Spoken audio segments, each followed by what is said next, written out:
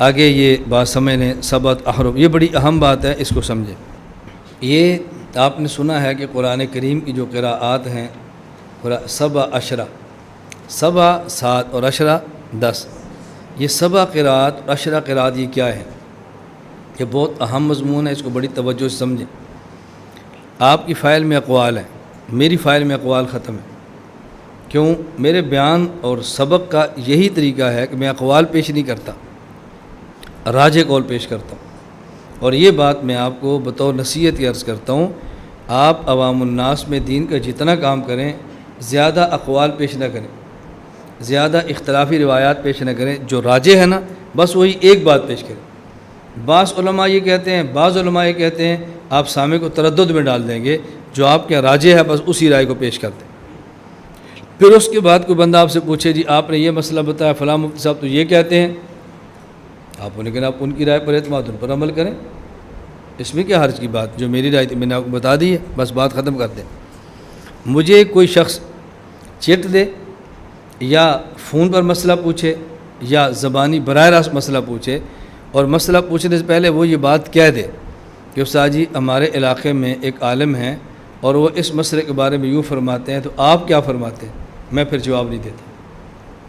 میں کہتا ہوں مجھ سے مسئلہ پوچھ رہے ہیں، پہلے عالم کی رائے پیش کر کے پھر نہ پوچھیں، مجھ سے اتنی بات پوچھیں کہ استاد جی یہ مسئلہ کیسے، بس یہ میں بتاؤں گا۔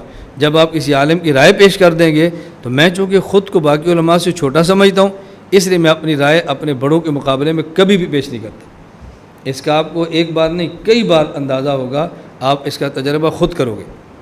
آپ اپنے کسی شیخ کسی استاد کی رائے پیش کریں نا، پھر مجھ سے پوچھیں، پھر میں رائے نہیں دیتا۔ ان کی رائے نقل کیے بغیر ویسے پوچھیں تو پھر جو میں بہتر سمجھتا ہوں میں ضرور پیش کر دیتا ہوں۔ یہ سبعۃ احرف کی بنیاد پر میں نے بات عرض کی ہے کہ سبع عشرہ یہ کیا ہے۔ حدیث پاک میں ہے، رسول اکرم صلی اللہ علیہ وسلم فرمایا، ان ھذا القرآن انزل علی سبعۃ احرف فاقرؤوا ما تیسر منہ۔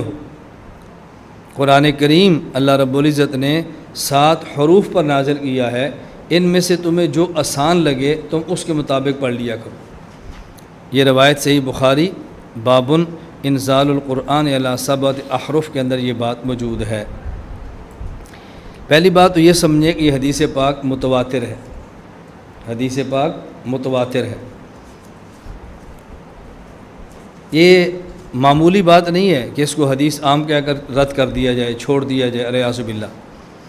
مشہور محدث امام ابو عبید قاسم بن سلام رحمہ اللہ نے اس کے متواتر ہونے کی تصریح فرمائی ہے، اور خود فرماتے ہیں میں نے ایک مستقل رسالہ، جز کہتے ہیں رسالے کو، چھوٹا کتاب تھا جز، میں نے لکھا ہے، اس میں حدیث کے تمام طرق سندیں میں نے جمع کی ہیں۔ ان کے مطابق یہ حدیث 19 صحابہ کرام رضی اللہ عنہم اجمعین سے مروی ہے۔ النشر فی القراءات العشر لابن الجوزی، اس کتاب کے اندر یہ بات درج ہے۔ امام ابو یعلی الموصلی رحمہ اللہ تعالیٰ اپنی مسند کبیر میں ایک واقعہ نقل کرتے ہیں، حضرت عثمان بن عفان رضی اللہ تعالیٰ عنہ نے اعلان فرمایا، ممبر پہ خود تشریف فرما ہوئے، صحابہ کرام جمع تھے، مسجد نبی میں اعلان ہوا، وہ تمام حضرات کھڑے ہو جائیں کہ جنہوں نے حضور اکرم صلی اللہ علیہ وسلم سے یہ حدیث سنی ہے، ان ھذا القرآن انزل علی سبعۃ احرف کلھا شاف کاف۔ قرآن کریم کو 7 حروف پر نازل کیا گیا ہے، اور ان میں سے ہر حرف، ہر قرأت شافی اور کافی ہے، شفا بھی دیتی ہے اور کفایت بھی کرتی ہے۔ کہتے ہیں صحابہ کرام رضی اللہ عنہم اجمعین میں سے اتنے بندے کھڑے ہو گئے کہ جن کو شمار کرنا ممکن نہ رہا۔ یہ ایسے موقع پر لفظ بولتے ہیں جب کھڑے ہونے والے بہت زیادہ ہوں، شمار تو کر سکتے ہیں یا مبالغہ مقصود ہوتا ہے۔ اس پر حضرت عثمان غنی رضی اللہ عنہ فرمانے لگے، میں بھی ان کے ساتھ گواہی دیتا ہوں یہ بات اللہ کے نبی صلی اللہ علیہ وسلم نے ارشاد فرمائی ہے۔ اس سے یہ بات تو ثابت ہوئی کہ سبعۃ احرف والی جو روایت ہے یہ متواتر ہے، اس روایت کو چھوڑ نہیں سکتے۔ باقی سبعۃ احرف سے مراد کیا ہے؟ سبعۃ احرف، سبع کہتے ہیں 7 کو، احرف جمع حرفن کی، تو 7 حروف، اس کا مطلب اس سے 7 قراءات کا اختلاف مراد ہے، اختلاف قراءات مراد ہے، قراءات کی نوعیت مراد ہے۔ اچھی طرح سمجھنا، بعض 7 قراءات اور بعض قراء نے 3 کا اضافہ کیا اور 10 قراءات فرمائی ہیں، تو 7 قراءات بھی ہیں اور 10 قراءات بھی ہیں۔ لیکن یہ جو 7 اور 10 میں اختلاف ہوتا ہے، اختلاف کی وجہ کیا ہے؟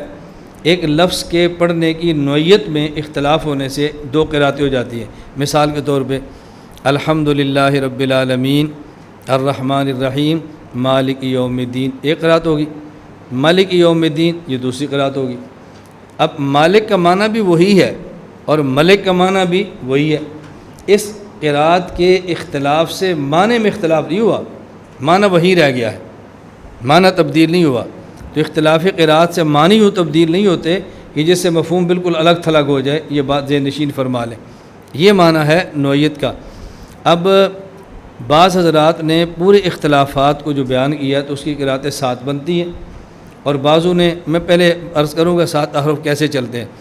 کہیں اختلاف ہوگا اسماء کا، کہیں اختلاف ہوگا حروف کا، کہیں اختلاف ہوگا تقدیم تاخیر کا، کہیں اختلاف ہوگا امالے کا، کہیں اختلاف ہوگا اعراب کا، اس طرح کہیں اختلاف ہوگا فعل اسم کا، کہیں اختلاف ہوگا حذف اور فعل کے ذکر کا۔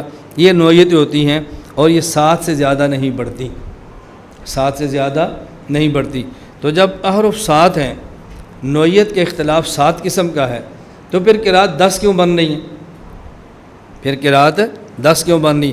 10 اس وجہ سے بن رہی ہیں کہ مثلا اختلاف کی نوعیت تو 7 ہے، لیکن ایک جگہ پر ایک اسم کہتا ہے، دوسرا وہاں فعل کہتا ہے۔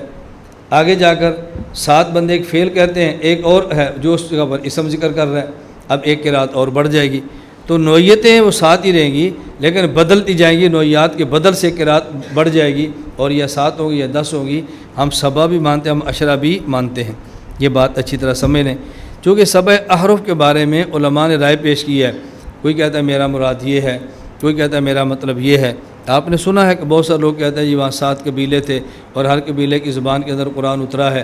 الگ قبیلے 7 نہیں، قبیلے تو کئی تھے اور ایک قبیلے کی شاخیں ہوتی تھی۔ اب اس کو مانیں گے تو اشکالات پیدا ہوں گے نا۔ میں نے اس لیے راجے قول آپ کی خدمت میں پیش کیا ہے، اور حضرت امام مالک، امام ابو الفضل رازی، قاضی ابو بکر بن الطیب باقلانی اور ابن جزری جو اس فن کے امام ہیں، ان کی رائے وہی ہے جو میں نے آپ کی خدمت میں پیش کی ہے۔ ابن جزری رحمۃ اللہ علیہ، آپ نے جزریہ پڑھا ہے، ہم نے درجہ ثالثہ والے پڑھا تھا، یقول راجی یفی رب بن شافعی محمد بن الجزر، یہ شافعی، اب تو مجھے یاد بھی نہیں، اس وقت پڑھا تھا کہ یہ جزریہ۔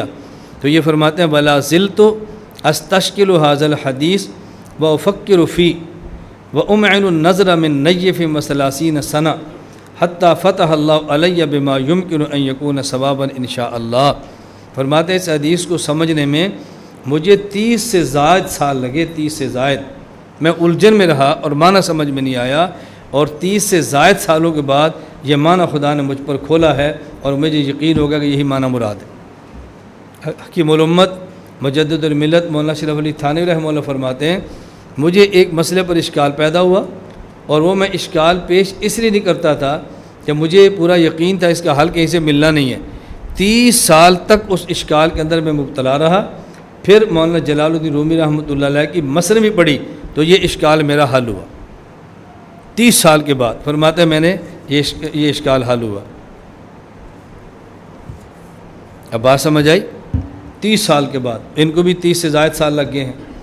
اب یہ 7 اختلاف ذرا سمجھ لیں ان نوعیت کیا ہے۔ نمبر 1 اسماء کا اختلاف، جس میں مفرد، تثنیہ، جمع، مذکر، مؤنث دونوں کے اختلاف شامل ہے۔ سورۃ الانعام آیت نمبر 115 تمت کلمت و ربک، دوسری میں ہے وتمت کلمات و ربک، کوئی اختلاف، معنی میں فرق نہیں پڑتا، کلمہ کو جنس کہہ دیں گے کلمات بن جائے گا۔ افعال کا اختلاف، کسی قرات میں صیغہ ماضی ہو، کسی میں مضارع، کسی میں امر۔ اس کی مثال سورہ سبا آیت نمبر 19 ربنا باعد بین اسفارنا، دوسری قرات ربنا باعد بین اسفارنا۔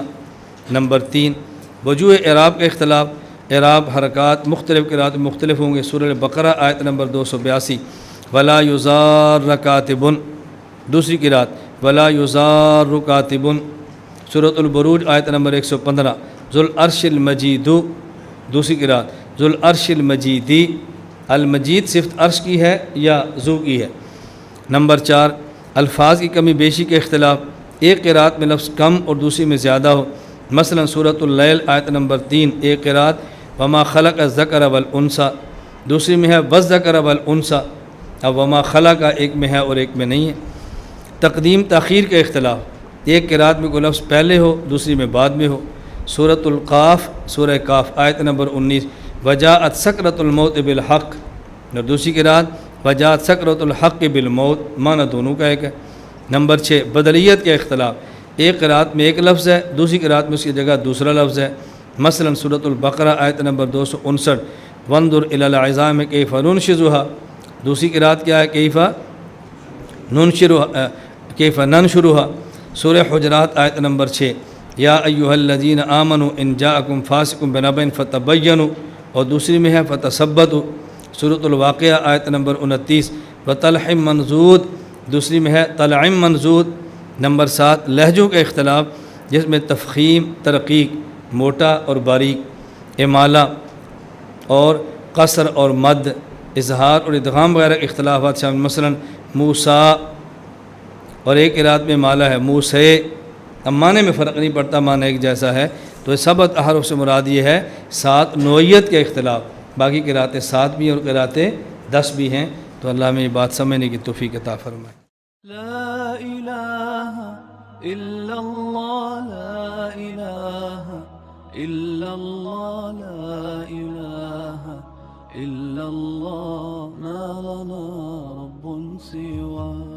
لا الہ الا اللہ، لا الہ